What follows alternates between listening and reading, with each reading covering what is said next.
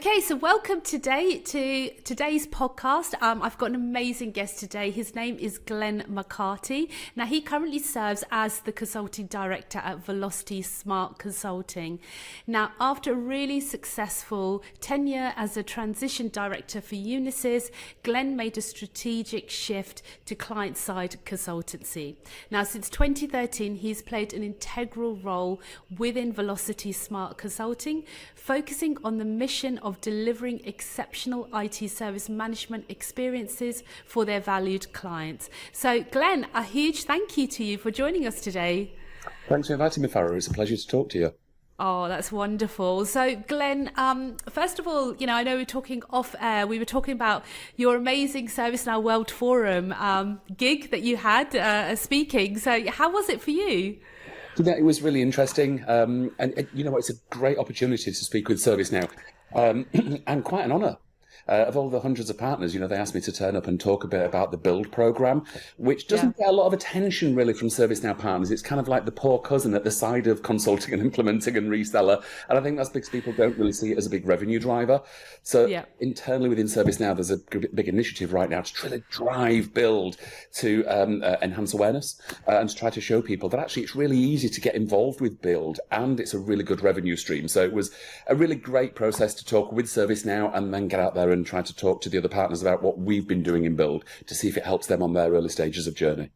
Yeah, that's amazing. And I can vouch for it because I was there. I came and I watched you and it was just amazing. It's just giving opportunities, right? So, which is fantastic. It absolutely is. I mean, it was an opportunity for us, but hopefully we can start expanding that to opportunities for other people. And certainly one of the areas that we see working with ServiceNow is it's difficult to not know what you don't know, right? So if you're working in consulting and implementing, ServiceNow do a great job of working with partners on different consulting capabilities and there's certifications around it. There are learning paths around it. There's all sorts of ways to say within consulting and implementing, how do you consult and implement more?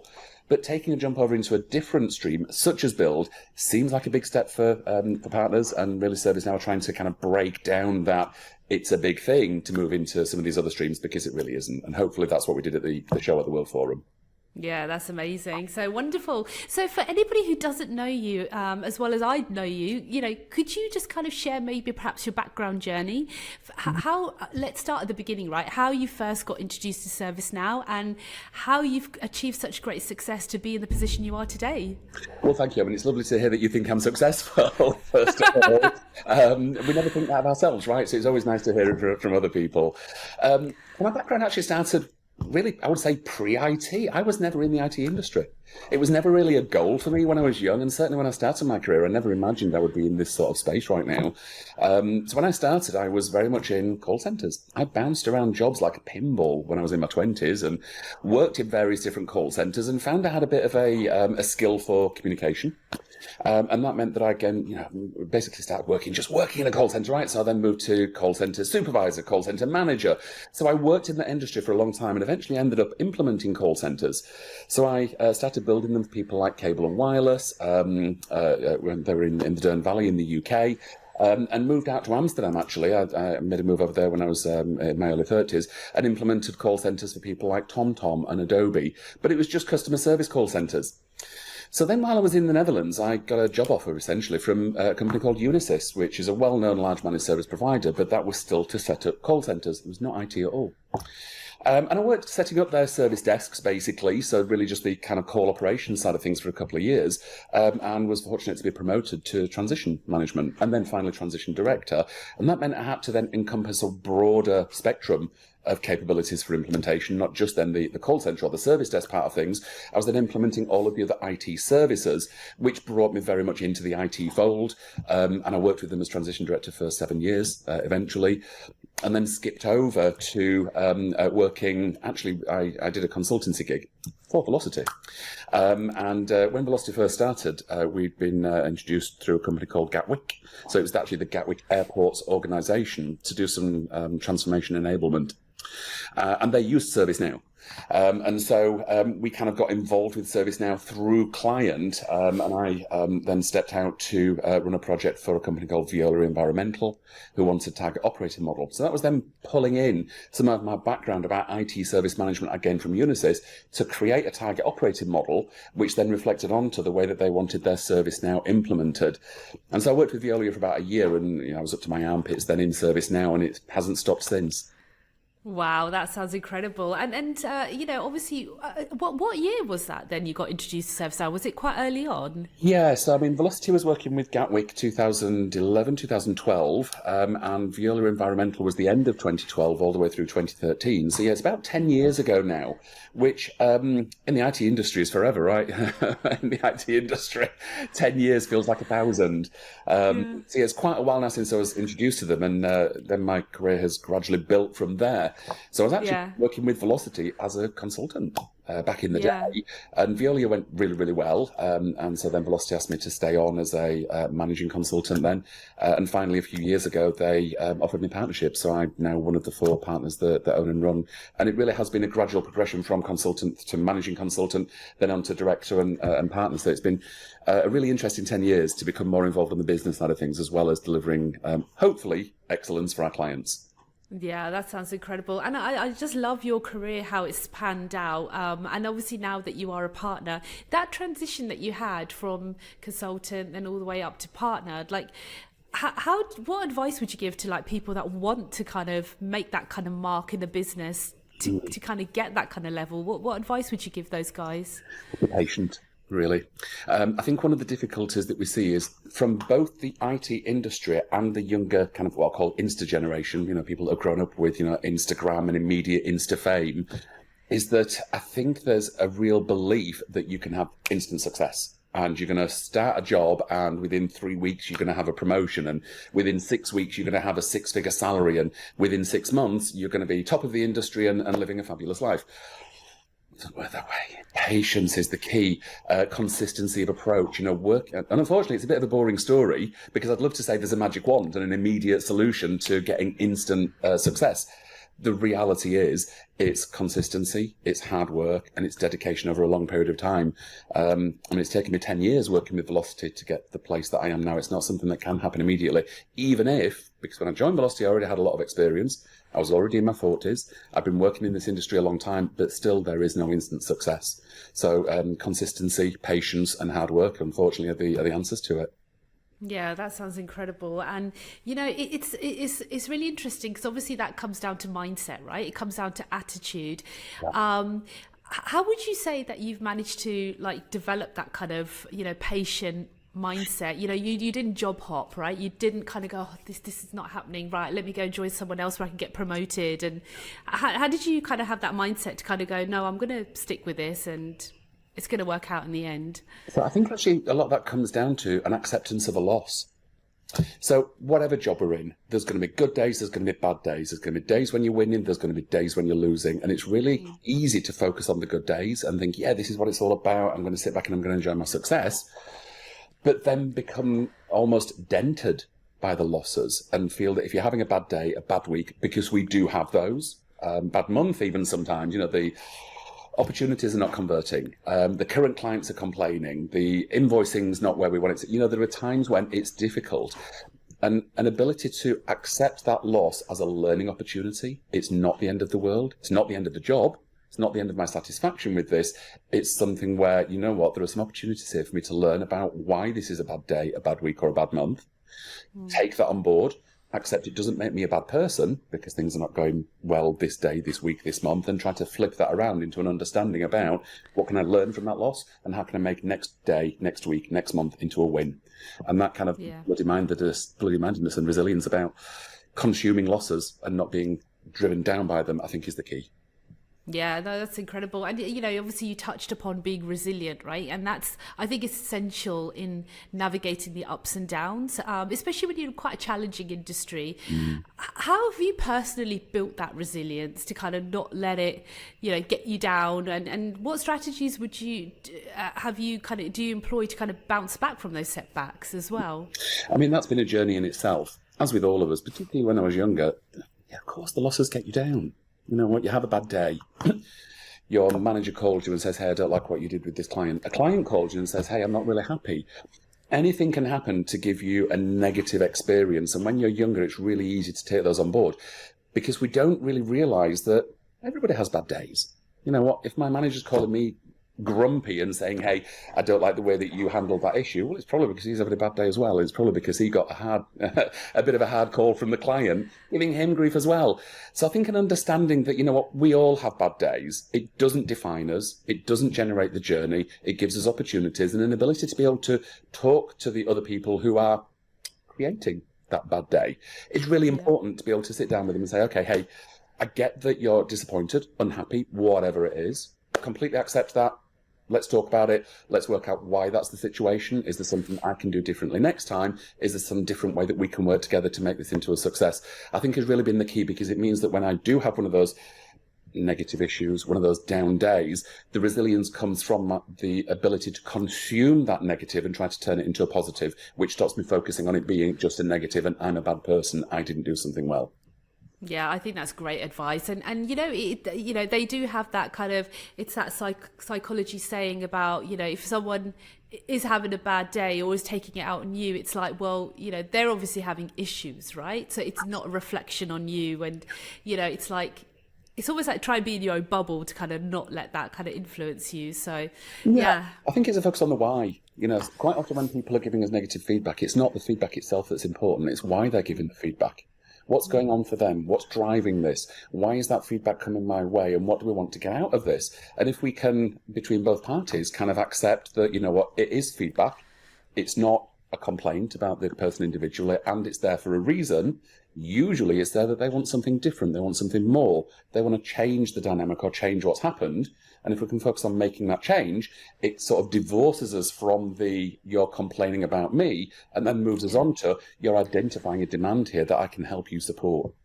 Yeah, no, it's very fantastic. And, I think on the back of that, it's like, if someone is having a hard time with their leader or their mentor, it's like, I think, it's interesting to know like what your thoughts are in terms of what role do you believe mentorship and guidance plays in career progression, especially if someone's giving you negative feedback, like, what are your thoughts on that? Yeah, I mean, certainly mentorship, guidance of all sorts are critical for, not just for career advancement. They're also really critical, of course, just to keep the business running.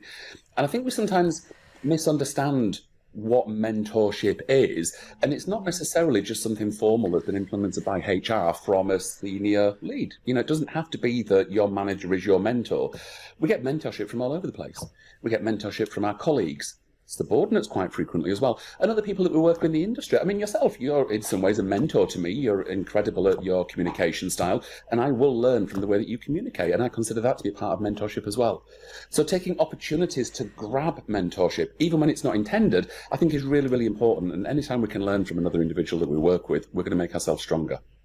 Yeah, I love that. I love that philosophy, because it's almost like, it's like, don't just always just look at the person that's above you, look around you, because you can learn so much, right? That's gold advice, that is. Yeah, I totally. And I think what's also really important to remember is that the responsibility for mentorship lies with the individual. It's my responsibility to identify mentors and either formally or informally gather content from them. It's not the responsibility of HR or my manager to define a mentor, because that's just not going to give me what I need. I know what I need from mentorship. I can identify, as we've talked about, areas where things have not gone well. Well, that means I need some mentorship, and I need to look to somebody in my network to be able to say, how would you deal with this?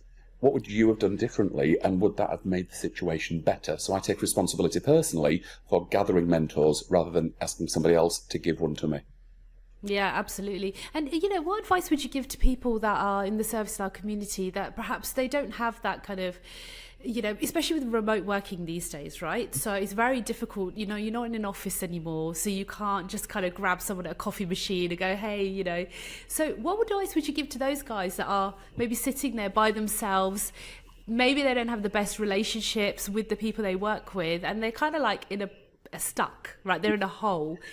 What advice would you give to those guys to kind of go, well, reach out here and reach out there? I mean, it certainly does make it, I would say, different, not more difficult. It's just a different paradigm. And you know what? I think it's sometimes a bit of an excuse to say, well, I work from home, I'm alone, I only have a laptop. No, that's an excuse. You have a laptop, you have Zoom, you have Teams, you have colleagues. The fact that you're not kind of hanging out by the coffee machine doesn't mean that when you make a coffee, you can't do a quick Teams call to somebody that you see is available and say, hey, have you got 5 minutes? You know, I want to talk That's great. something. I had some feedback, or I handled this call this way, and I know you're doing something similar. What would you have done? You know, so it's still completely fine to interrupt people for advice, and generally they will love that as much as you will. I love it when people just send me an occasional ping on Teams and say, hey, have you got 5 minutes? Absolutely. I always have 5 minutes, because that 5 minutes kind of, it's the 5 minutes we used to spend around the coffee machine or water cooler, or, you know, just kind of reaching over the desk saying, hey, did you watch Game of Thrones last night? You know, so that kind of ability to have just spontaneous dynamic interactions with people is still there. It's just a different paradigm now. We're not going to shout across an office, see people at a coffee machine, but you've got the list of people on Teams. When you see a green, and if you want to talk to them, ping them, see if they've got 5 minutes. That is brilliant. That's great, because you know what? I think, you know, like I get a lot of feedback from people saying, oh, you know, it's like, if it's not a scheduled meeting, you know, I shouldn't be talking to them. So I think that's fabulous that you think that it's still okay to ping someone a message or say, hey, can I quickly jump on for 5 minutes? Yeah, I mean, it's not just accepted. I think it should be desired. I love it when some people send me a quick, you know, have you got 5 minutes? And, you know, I'd rather do a 5 minute kind of quick check in with something rather than wait for a week it to turn sour and need an hour to sort it out. And so that kind of quick 5 minute thing, we do sometimes see is missing now, that people are not working in office, but really it's up to individuals to drive that. Still make it happen, just do it with technology instead of reach across the desk. Yeah, I love that. And I think that's a really important message to give out to people, because I even had someone say to me once, oh, I don't want to just call you out. I'm like, look, call me anytime. And they're like, oh no, I don't want to call you because I feel like I'm being intrusive without pre-booking a meeting. And I'm like, hey, I'm just like you. It's like, just call me. Like, you know, if I'm at my desk, I'll pick my phone up. You know, if I'm not, leave a message. If I don't want to talk to you, I'm quite happy to. Yeah. And I think. Definitely. And I think that's a really important message, is that, you know, when you are working from home remotely, it doesn't always have to be wait till like the structured meeting, you know, the booking in the meeting. So, and you know what, just talking about remote working as well, just in general, how do you find, because obviously we've both been in the industry like when remote working was not even a thing, right? So how have you found that kind of shift where it's kind of gone, you know, especially post-COVID, right? So, yeah. I mean, it's been quite natural for us, to be honest, because most of our developers are in Bulgaria. We've got people working in Spain. We've got people working in Germany. I've got somebody actually on the island of Ibiza. So we've got people all over the place. And so this type of remote working always worked well for us, because just that's what we do, right? I mean, a minority of the people work in the same office. Some environments we try to promote some more home working. So, for example, Sofia, Bulgaria, which is where our development centre is, we have a lot of people working there. So we do encourage them at least several times a week to come in, just so that they can have that close relationship. Developers, of course, tend to work better when they're face-to-face and you force them to talk to each other. But other than that, no, remote working has been absolutely fine. I do find it a little bit odd now that I think people don't recognise me unless there's a microwave in the background and they're not quite sure if I exist from the nipples down. I could be Davros, for all you know. So that's been unusual. And what I found really strange, actually, is when I go to like Knowledge or the World Forum, seeing how tall people are, it always comes as a surprise. Yeah, clients that absolutely. Years that I've never met, and I meet them at the like a World Forum, and I'm like, oh, what are you doing down there? Because I expect the same height as me, because everybody's the same height on Zoom. Yeah, I know, it's incredible. I mean, I felt that as well, like meeting everyone in person. It feels, sometimes it feels a bit weird. It's like, oh, I'm seeing you in the flesh, and it's like, oh wow. But yeah, it's amazing. So, and like, what advice would you give to like maybe other leaders or team leaders, managers who, you know, like on the remote working side, especially because yours is so international, like, have you got any like top tips that you could give to other leaders? Yeah, well, I mean, it kind of links into what we were talking about earlier. Don't be afraid of the ping. You know, encourage people to be spontaneous in their communication. It doesn't have to be organised meetings. So absolutely, spontaneous pings. Have you got 5 minutes? Have a quick chat. Even if you don't have anything to chat about, it'd be, you know, hey, Farrah, I've not spoken to you for a couple of days. How are you doing? Yeah. So that building personal relationships has fallen away a little bit. And I think certainly from a leadership perspective, it's important to promote that because we work well with people that we know well. And so building an understanding about our colleagues and having that relationship becomes super important. I mean, just, I don't know, something goes wrong Monday morning and I need to call Callan, one of my developers, rather than calling Callan when I've only spoken to him during organised meetings and asking him to do me a favour, is much more difficult than calling Callan when I've been pinging him for the last couple of weeks and I've checked in on how his kids are already. So just building a personal relationship is something that has slipped away now that we're not working in the office together, and that's really important to put back in place because that dynamic really helps a company work smoothly. Yeah, I totally agree. And when we're working in office, a lot of the time to build that relationship, it's talking about sometimes non-work stuff. Oh, did you watch that on telly last night? What did you think? Did you watch the football and stuff? So yeah, definitely. So I think it's great that it's like you take the time out to build those personal relationships. So, and obviously because your team is very international, what advice would you give to other leaders when it comes to like managing like teams that are dotted around different countries? So, I mean, I guess that comes in two different flavours. You've either got the dotting around where you've got lots of individuals in different places, or you've got dotting around where you've got teams in different places. And they have a very different management style, obviously. So where there are teams in different places, I've found that it's really important to make sure within that location there's some level of seniority for somebody so that they can take care of local management.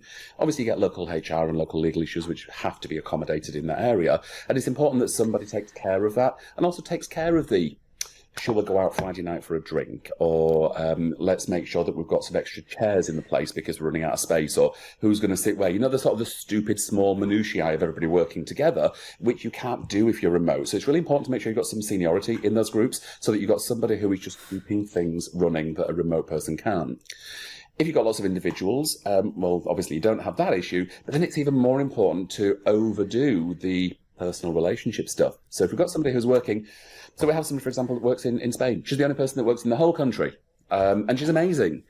But we have to make sure then that we're really driving communication so that she feels included as a part of our team, so that we know what's going on for that individual, in a personal sense, and what's going on for work, because we don't get the kind of arriving at 9 o'clock in the morning and seeing that the person's stressed. We don't see whether or not they're having a good day. So just increasing the level of non-work communication so that we understand how that person's doing. Does that person have a good trajectory in their career? Do they feel comfortable today? Is really, really important. And so that, I think, has been a big change moving away from officers, whereas managers, we really have to make sure that we understand the people that are working with us in a very different way. And again, that's about the paradigm of technology instead of close personal physical contact. Yeah, absolutely. And like, how often would you reach out to someone, because obviously there is that fine balance of micromanagement and also being, hey, I'm open, available, how do you balance that act? I mean, that's a judgment call on the individual, really, because some people just need more than others. Some people are going to reach a threshold of, why are you bothering me, much sooner than others. So that's a really difficult question to answer generically. If I can give you an anecdote from, actually, before I was in IT, I was setting up call centres for Adobe in the Netherlands, and there was one particular member of staff who had been with the organisation forever. He'd been there for like 17 years and was one of these people that you were never going to get rid of. Apart from anything else, Dutch legislation means that if somebody's been there a long time, it's really hard to get rid of them. So he was just one of those people that we knew was always going to be there, but he needed lots of management. So, and he needed, and even this is even when we were face to face in an office, keep in mind, because this is back in the 90s. So it was one of these people where I had to make sure I took him out for a little, lunch with supervisor once every few weeks to make him feel special, check in every morning that it was okay. Because I knew if I didn't, his performance would fall off a cliff because he'd feel as though he wasn't as a part of the team and wasn't feeling special. On the other hand, of course, I had people that, if I said, hi to them and checked in on what they were doing more than a couple of times a day, they would, get out of my business. You're interfering with me. I need to get on with my work, and that would, dissatisfy them. So I had to kind of almost, change the way that I interact with people based on the required style that they have. And that's even more important now that we're remote working. So kind of understanding what works for them. What's going to motivate them and not demotivate them? What's going to make them feel special and included without being over-harassing is a very difficult judgment call to make. And it's really just about understanding the individuals. And I think if you're a good manager, it doesn't matter whether you're managing in one of these boxes and you can only see this bit, or managing when you're, actually physically seeing somebody in an office. And understanding about what's right for them and the dynamic that gives them the most efficient working practice is just a management skill that we all have to develop. Yeah, I think that's fantastic advice. And, I think it's great. It's like, because I think sometimes people pick a style of management and they think, well, that has to work for everybody. But I think it's brilliant that you've highlighted that treat people as individuals and adapt your management style for each person. And like you say, it's the most important is the getting the productivity to a peak, and it's like, how can I best get that out of somebody? So yeah, absolutely. Yeah. I mean, it has to come back to business at some point. I mean, we all want to be nice because we're nice, and it is nice to be nice, and we want colleagues that we would consider to be friends in some way. But underpinning it all, we're here to run a business.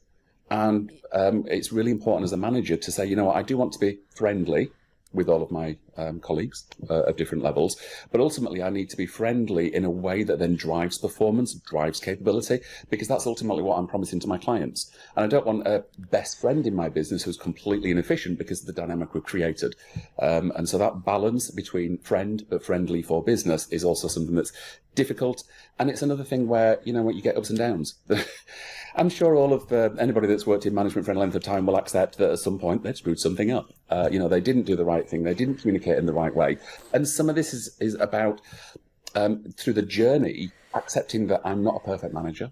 I'm not going to get it right every time. But where I do incorrectly set the level of communication I want to have with a member of employee, and I see their performance dropping or I see their happiness changing, it's about trying to accept that, okay, I made a mistake, but I need to learn from that. It's not that I'm bad, it's that I didn't necessarily understand. So learn from that loss and make it into a win. So if they've got too much communication this month, I get that, I understand it. Next month, let's scale it back a little bit so that you can be more efficient and higher performing with a different dynamic with me. Yeah, that's amazing. And what advice would you give to, like, say, a manager who, let's say, had an employee, great, always top performing, and they, like you say, they've been now there for a number of years, and you can now start to see that their productivity started to decline, right? It's not like they don't know how to do the job. It's more of an attitude change. What advice could you give to somebody like who's in that management position at the moment and doesn't know what else they could do? I mean, it's getting to the why is the really important thing. You're absolutely right. People change. We all do. And if we reflect internally at ourselves, we're certain that everybody can consider there's a time when they've gone, oh my God, what am I doing? I hate this job. What the hell? What am I really doing here? Because we all go through that. So if I go through that, of course everybody else goes through that. And people on the team sometimes go through those days where it's just not okay. And maybe it's a day, a week, a month. So understanding why they're in that space is the answer to, resolving it. Quite often it's that it was one small thing, negative feedback from a client that got them down. They don't feel as though they're being productive and therefore they stop being productive. They have run out of steam on the piece of their career they were in. So really having a conversation with the person in a very open, transparent and non-scary way. Don't ever involve HR. Yeah. Because you just terrify the person. But being able to talk to the person and say, hey, you know what, this is what I'm seeing right now. What's going on for you? Yeah, I love that. Which then reflects back to it's important to have those irregular ping conversations, because I need to be able to ping a member of staff and say, hey, can anybody over here right now? Let's just have a chat. What's going on? Because I'm noticing something's not right. Can I help? Yeah. That can then unlock their why. Why are they feeling this way? Which can lead to a resolution. And it could be that they, need their responsibilities shaking up a little bit. Do they need to look at a new focus for next year? Do they even need to know that there is a next year and what their focus is going to be? So what can we do to change the why they're feeling in that way right now? And we can do that collaboratively. And it can be something really simple. Could be something really horrible and complicated. Who knows? Until we get into it. But asking the question and having a good relationship with the person so that you can then pull that out of them is absolutely the key, because there is no one-size-fits-all answer to somebody not being satisfied. Yeah, absolutely. I love that. And, and it's like getting over the fear to kind of go, well, I don't want to annoy them because I really need them in the business. But, and they are kind of technically doing the job, but I can see it's not at the level, they're not coming up with ideas. It's not pushing as they were. But I think, it's people do find those kind of conversations difficult, They do. I think what can often help is not focusing on the today.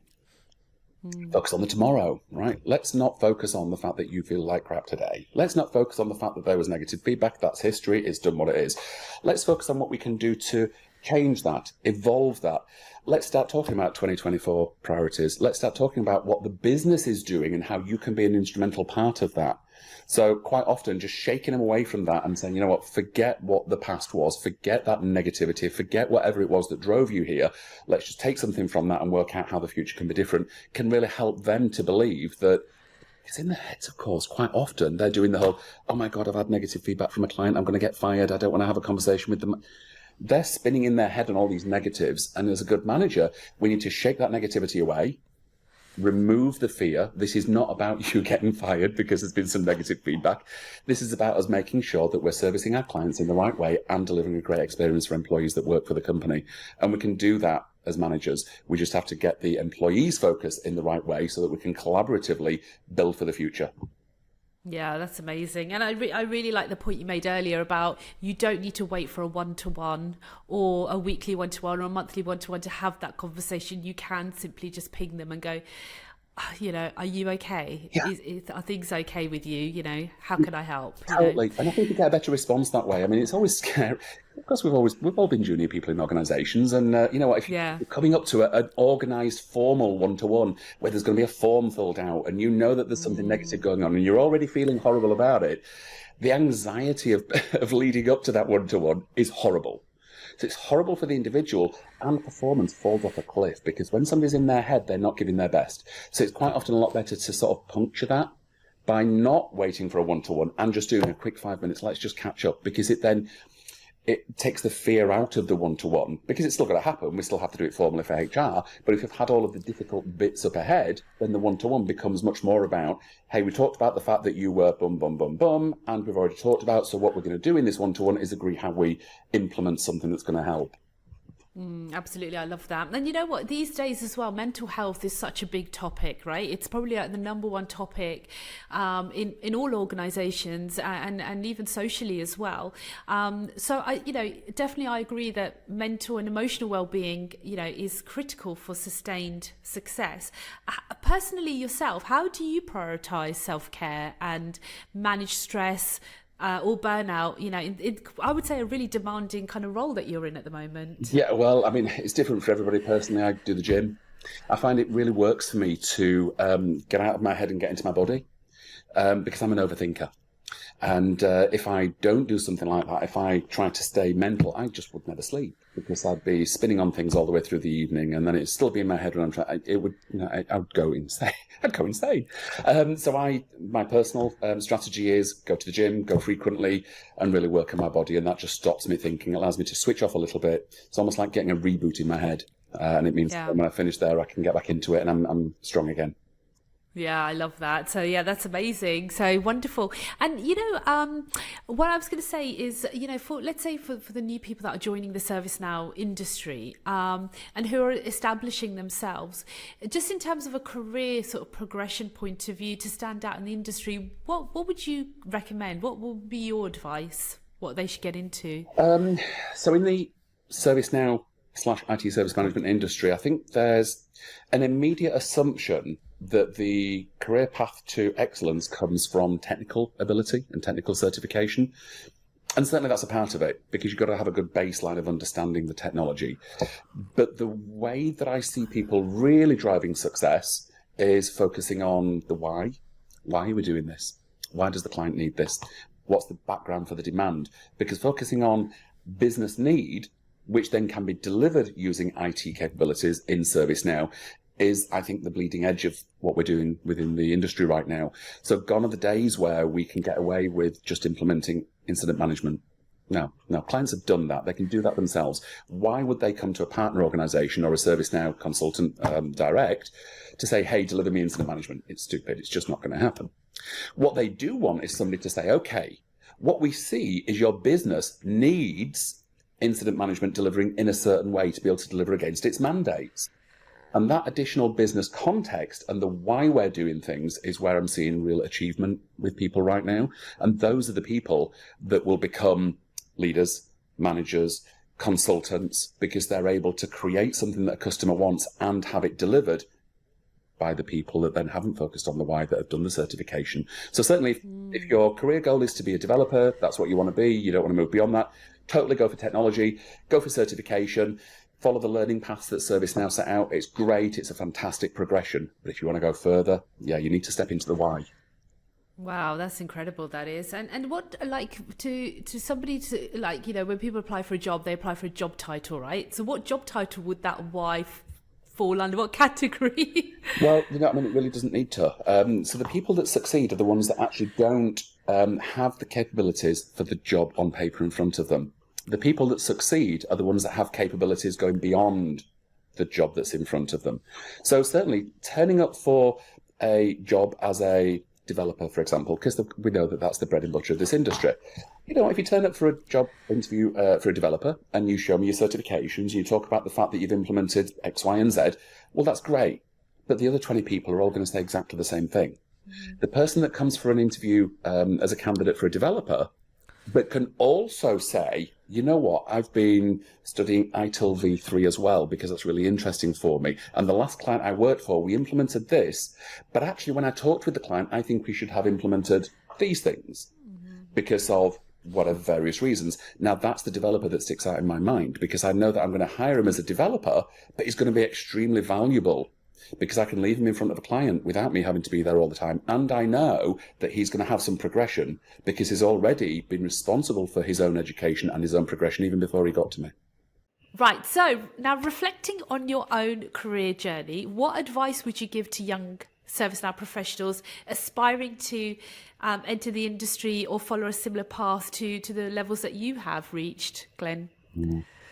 Well, yeah, everybody's path is different, of course. As we talked about a little earlier, I bounced around like a pinball machine in the start of my career, so I certainly wouldn't recommend that, because I didn't know where I was going or what I was doing. I just kind of ended up in the IT industry at the end of that bounce around. So there's a little bit of luck in there, which is probably the same for most career progressions, right? I mean, not many of us can think ahead when we're 20 to the job we'll be in when we're 40. So there is a little bit of luck in there, to be fair. But certainly the advice I would give people who are starting in the ServiceNow journey is, well, I mean, obviously focus on ServiceNow as a product platform. Their learning paths are fantastic. And their certifications not only prove to an employee that you've gained a certain level, but also importantly, shows us that there's a consistency of approach and you've got a body of knowledge that you can then deploy for clients. So without question, that's a great path to go on. But what we also see is, you know what, if I put out an opportunity for a developer position, I'm going to get 20 people, 30 people, 50 people, all that have got the same qualifications, all that have worked on an implementation before. So, you know what, everybody has that. So it's no longer enough, if you want to succeed, to do the baseline. We need to start considering what's next. And what we see delivering value to our clients is not necessarily how to deliver something in ServiceNow, it's why we're delivering this in ServiceNow. So it's elevating to really business mandate, and it's understanding that each of these ServiceNow capabilities has value. How can that value be applied to a customer, and why are they asking for it? What is it actually going to be achieving? And so although that's not necessarily strictly needed as a developer, well, if I'm talking to 20 developers, 19 of them have got great certifications. That 20th person has the certifications, but also understands why. I'm going to pick them, because it means I can leave them in front of a client without having to worry that they're going to say the right thing. I can give them the ability to talk more with the client and drive strategically what we're doing with the client, because they understand the why, and it sets them up for their next position. So they can work as a fantastic developer for a couple of years. Of course, everybody wants to develop and wants to be senior developer, architect, whatever they want to move on to next. And that business context and understanding of why is really critical to taking the next step. And of course, I'm going to hire somebody that's ready for their next step if that's what I've got in front of me. Sounds amazing. So perfect. So look, final question. If you could go back in a time machine and talk to your 21-year-old self, let's think we're back to the future. You know, what advice would you give young Glen? And at that age, it was the end of the 80s, so I would say ditch the perm. It's not working. I love that. And that's it. Basically, you know, wow. Everything else.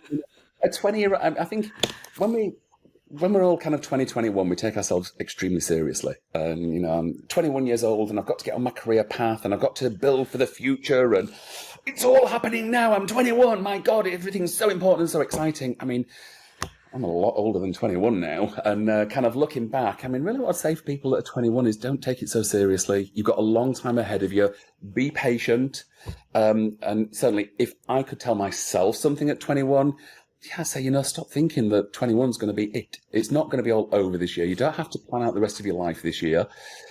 Get some good core skills. Be a little bit patient. Accept the fact that it may take 10, 20 years to get to the point I want in my career, that kind of long journey and the long game we were talking about a little bit earlier. It's really important for people that are young to remember. It's a long game. You may well be in your 40s or even your 50s before you get your important positions in life. In the meantime, have a little fun. Don't have a perm. Yeah, I love that. That's amazing. So look, Glen, it's been fantastic to speak with you today. There's definitely some amazing gems in there that I think we can all take inspiration from, and other leaders as well. It's just fantastic to hear your vision, your story. So thank you, Glen, for joining us today. I really appreciate it. It's been an absolute pleasure, Farrah. Thank you for inviting me. That's great. Thanks, Ed.